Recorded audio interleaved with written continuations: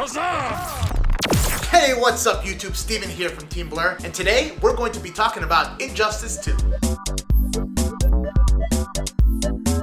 So there's a lot of great fighting games out there. Street Fighter, Mortal Kombat, Dead or Alive, and while the fighting game community is huge and wildly expanding, fighting games haven't always been the best for the average consumer. Due to the high skill cap on some of these games, it could take weeks if not months just to master a particular game. Luckily, games like Mortal Kombat have incorporated extensive story modes that serve as a great starting point for new players. This, along with the arcade and online modes, serve as great value for your casual player. Injustice did just that when it first released back in 2013. So will Injustice 2 live up to the hype that's being formed around it? Well, I'm gonna play it and let you know if I think that Injustice 2 is worth it.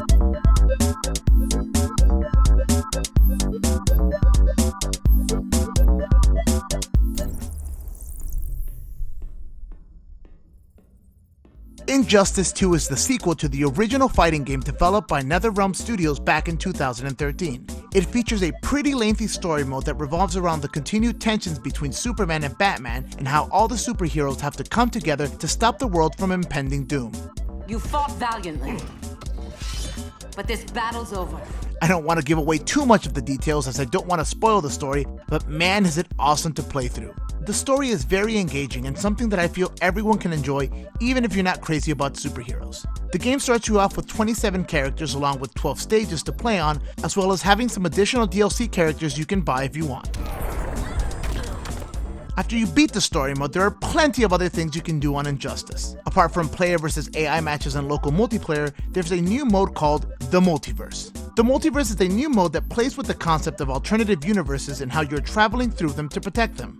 It's a single player mode that splits off into missions where you can complete a series of matches in order to collect chests and currency. You can then use the chest and currencies to unlock new skins and upgrades that will give you stats that will help you against the later more difficult enemies in the multiverse. It's a nice little mode that starts off easy and becomes more challenging as you advance. There are also online modes in Injustice. The traditional regular and ranked matches are featured here, but there's also a very fun new mode called King of the Hill. King of the Hill is a mode where one person continues playing until he or she is defeated. Meanwhile, other players get to hang out in a room until it's their turn to play, and it creates a really awesome experience. You get to watch matches, talk to other players, and wait for your turn to try to take down the champion.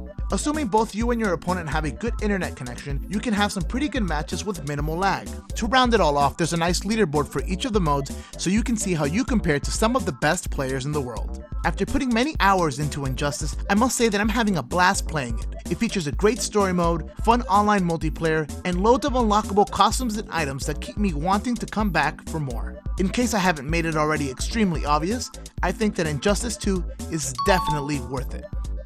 Do you agree with this opinion? Let me know what you think in the comment section down below. Be sure to like, share, and subscribe to keep up to date with all the new Team Blur gaming content. See you next time.